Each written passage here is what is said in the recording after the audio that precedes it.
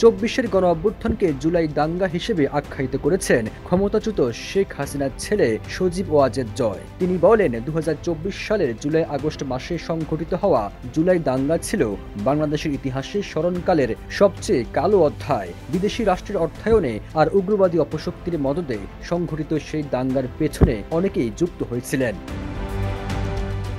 সামাজিক যোগাযোগ মাধ্যম ফেসবুকে জয় লিখেছেন, ভুল বুঝতে পারা দুর্বলতা নয়, বরং সেটাই সাহসিকতার শুরু। আসুন একসাথে ও দেশের মানুষের পাশে দাঁড়াই। তিনি বলেন, পেশাজীবী সমাজের বহু সদস্য যারা বছরের পর বছর দেশের জন্য কাজ করেছেন, সে সময় ভুল তথ্য, গুজব এবং প্রলোভনের ফাঁদে পা দিয়ে এই ষড়যন্ত্রের অংশ হয়েছিলেন। আজ মাত্র 10 মাসের ব্যবধানে অনেকেই বুঝতে পারছেন তারা কি ভয়াবহ ভুলের অংশ ছিলেন। দেশের স্বাধীনতা, গণতন্ত্র ও মানুষের জীবনের নিরাপত্তা আজ হুমকির মুখে। একটি স্বৈরাচারী জনগণের ম্যান্ডেটবিহীন গোষ্ঠীর হাতে বলেও মন্তব্য করেন হাসিনা পুত্র।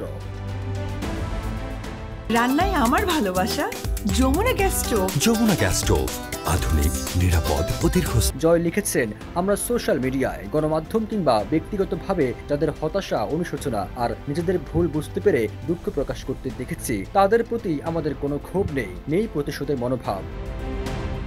জয় দাবি করেন, আওয়ামী লীগ কখনোই প্রতিহিংসার রাজনীতি করে না। আমরা সবসময় ক্ষমার, সহমর্মিতার আর ভবিষ্যতের দিকে তাকিয়ে চলেছি। আপনারা যারা ভুল বুঝেছেন, এখন যদি অন্তর থেকে উপলব্ধি করে থাকেন, তাহলে আসুন দেশের স্বার্থে আবার এক হই। হাসিনা পুত্র আরো লিখেছেন, দেরিতে হলেও অবশেষে আপনাদের বোধোদয়ের জন্য ধন্যবাদ। এখন সময় দেশের পক্ষে কাজ করার, এখন সময় জাতির পাশে দাঁড়ানো। সবুজ আলম, ইত্তেফাক।